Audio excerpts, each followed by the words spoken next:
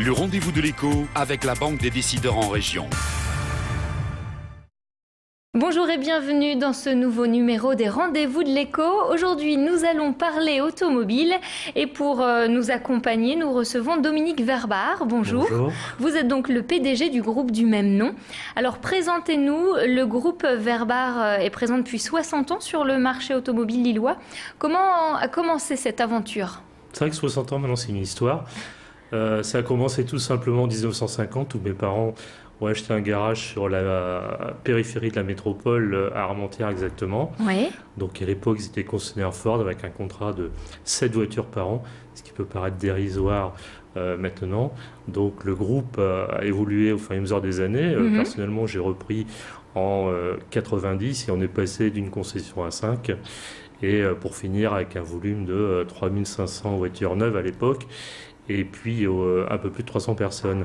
J'ai décidé, comme je trouvais que mon métier avait évolué et que j'étais un peu moins à proximité aussi bien des salariés que de la clientèle, j'ai décidé d'évoluer. J'ai donc cédé mon groupe sur la marque principale que je faisais au 1er janvier 2002 et je me suis concentré de nouveau sur un groupe à tendance beaucoup plus humaine avec des marques spécialistes. Alors pourquoi justement avoir choisi de n'avoir que certaines marques et puis comment s'est fait le choix de ces marques de véhicules? Alors c'est venu peut-être par hasard puisqu'on a démarré en multimarque par Honda et je dirais que ma vision était de dire revenons à quelque chose de basique où les gens, quand ils rentrent dans nos halls d'exposition, ils viennent découvrir une auto, ils viennent demander des explications, ils viennent rêver de voir un produit. Voilà. Et on remarque qu'avec travers des marques spécialistes, on a beaucoup plus une approche quand les gens passent la porte de nos concessions pour découvrir le produit. Et je dirais que le client ou le prospect qu'on renseigne, c'est quelqu'un qui veut une voiture un peu différente. On va prendre par exemple l'exemple d'une dame qui vient et qui n'a pas envie tous les matins de se retrouver en allant conduire ses enfants avec toutes des autos pareilles. Voilà. Elle veut une voiture différente. Voilà. Donc c'est un exemple, mais qui représente bien le statut qu'on s'est mis sur des marques spécialistes. Voilà. Alors quel est le profil type justement de l'acheteur chez vous? C'est quand même un acheteur assez aisé pour justement ne pas avoir la voiture de monsieur tout le monde? Non, pas du tout. On a une clientèle très diversifiée puisqu'on fait aussi bien des marques jeunes avec des budgets serrés comme Seat, mais aussi des marques plus moyennes et haut de gamme avec Honda, Alfa, mais aussi des marques prestige avec des occasions prestige et des voitures plaisir avec Lotus Caterham. Voilà. Donc c'est très éclectique à travers toutes les marques qu'on peut représenter. Alors quel est globalement le chiffre d'affaires de votre entreprise qui a, j'imagine, bien évolué depuis 50 ans? Tout d'abord, c'est vrai que quand j'ai vendu mes affaires de marque généraliste, notre chiffre d'affaires a baissé considérablement, puisque, entre guillemets, en 2002, on a redémarré un petit peu à zéro dans le paysage automobile. Par contre, là, maintenant, on a 5 concessions, on a 8 marques en distribution.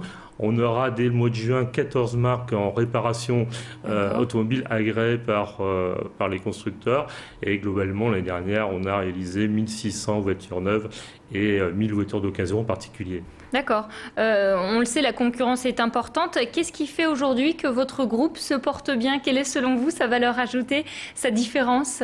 Alors ce qui est important, c'est vrai qu'à travers toutes les marques qu'on représente, donc quand on additionne... Quand un client vient chez nous, on a beaucoup de choses à proposer.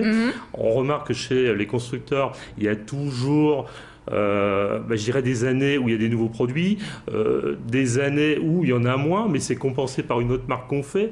Donc, je dirais globalement, on a toujours... avec 8 marques automobiles, tous les ans, des nouveaux modèles.